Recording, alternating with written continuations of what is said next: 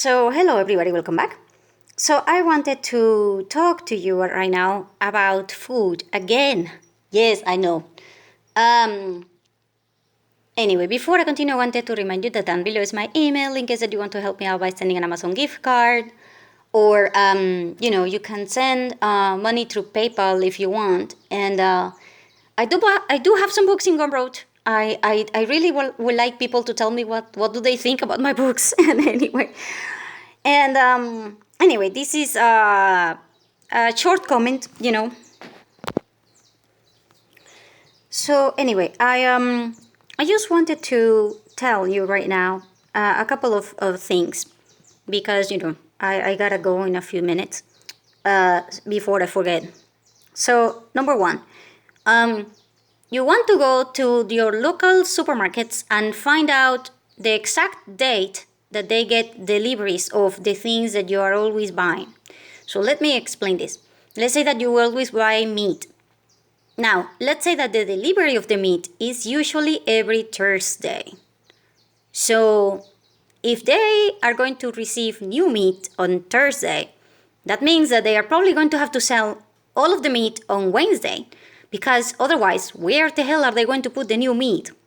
So at this point, you might want to go to the supermarket on Wednesday and then freeze that meat. You know what I mean?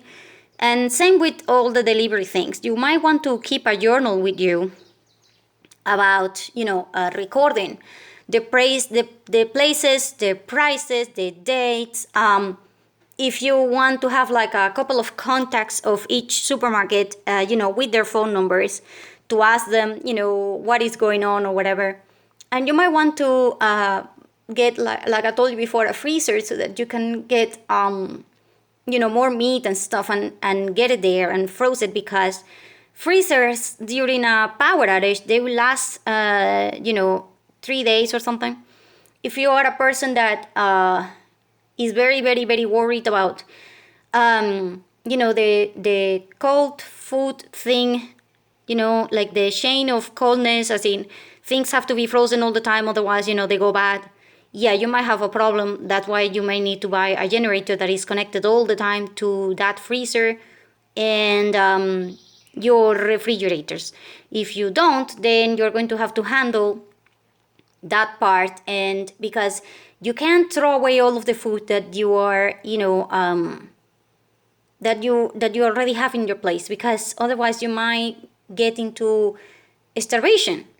So some food you're not supposed to eat because it is going bad, but your level of tolerance towards food will have to change, because some food can be eaten even though they are a little bit fermented, and others are not supposed to be like that. So for this, you might need experience, and you might need to have actual knowledge of nutrition and stuff like that. And you might need to change your mind about how comfortable you are about fermentation and stuff like that within your food. And like I said, this is going to help you in terms of the budget. Some people, they are maniacs about food in terms of that being fresh, like Japanese in general, for example. Or hell, Japanese in general, if it is not fresh, like from today, they are going to be looking at it kind of like, yeah, what is that? Or something like that. So it will depend upon, your culture and the way that you handle things. You want to have something that is fresh, but at the same time, if the fresh thing is going to cost you $10, but if you wait, until the afternoon, for example, when you're eating bread, if you have fresh bread that is, from the bakery, that is done early in the morning, it's going to cost you $10. But if you wait in the afternoon when the bread is not going to be that fresh, it's probably going to cost you $7 or $5. So which point are you going to handle this? Because it is like a relationship that you will have with food, and it is a relationship that you need to have with money, because you can't spend all of your freaking money in food, you will go bankrupt within 1 week. Like I probably would, because I am addicted to freaking food. So if you are addicted to freshness and you are addicted to, the nicest things and hell, and if you're married to particular brands, you're going to go bankrupt. And unless you, like I said, unless you are, like Bill Gates kind of thing, then, oh hell, you're probably going to go bankrupt, because I have seen people that have a hell of a lot of money go bankrupt over food. Because it's just insane. You can't pay, $10 for a freaking bread. No. So, this is going to play into your part. You want to find things that you can freeze. You want to find things when they are about to clear the shelves so that they can get the new things in. For this, like I told you, you need a journal and stuff. And you also might want to consider, getting an inventory system or an inventory writing thing, because this will help you take notes and shopping list, and your notes are going to play a huge role into this process. So for that, I've seen several videos of Autumn's backyard garden, She has several comments on the app that she has for her inventory. I think that that one is a good idea. I don't know, maybe you can print from that application or something. You can print it if you wanted to have printed, or I don't know.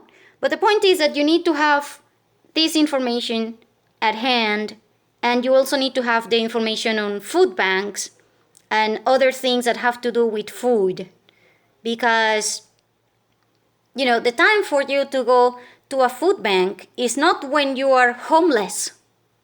Oh hell no, it's not.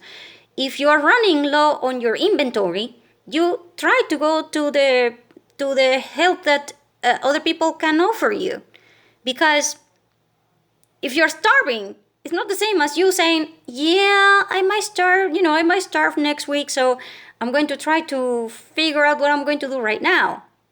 Because, I don't want to starve. And especially because at that point you might not find gasoline, or you might not find electricity, and there might be another problem, and people are going to, for all there are other people that are in the same situation as you. It's not just you. So for all if you have never been to a food bank or whatever, you don't know how many people go there. You don't know how many food do they offer. You don't know if they have a certain criteria.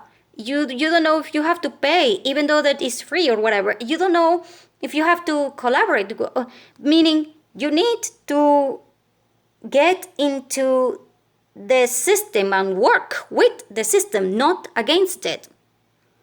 And in order for you to do that, you really want to have notes and figure out the best times and the best ways to handle this topic.